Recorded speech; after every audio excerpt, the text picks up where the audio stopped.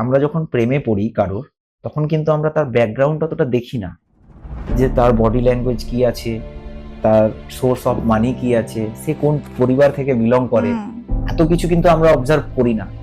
আমরা যখন জড়িয়ে যাই, জড়িয়ে যাওয়ার পরে তারপর বুঝতে পারি যে আমি মনে হচ্ছে কোনো একটা রং ওয়েতে হাঁটছি।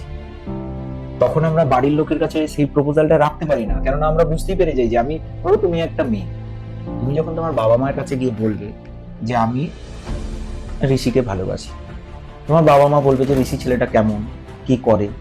তুমি কি বলবে যে ঋষি রিক্সা চালায়, আমি বুঝতে পারিনি, ভুল করে ভালোবেসে ফেলেছি, তোমরা মেনে নাও?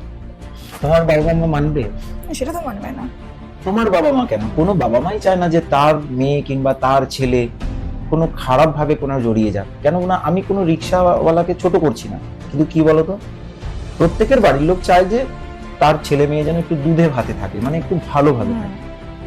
কেননা ধরো তুমি সকাল থেকে সন্ধ্যে পর্যন্ত দিনটা কাটাতে গেলে তোমার খরচ 1000 টাকা রোজ, কিন্তু একটা রিক্সাওয়ালা ছেলের যদি তুমি হাত ধরো, সে তো তোমায় 1000 টাকা দিতে পারবে না রোজ পকেট মানি। তার তো অত টাকা রোজগার করে দেওয়ার সামর্থ্য নেই। তখন কি হবে, তোমার বাবা মা এটুকু ভাববে যে এখন হয়তো আমরা মেনে নিলেও পরে দেখা যাবে অর্থের অভাবে দুজনের মধ্যে অশান্তি লেগে যাচ্ছে, তাই না? একদমই তাই।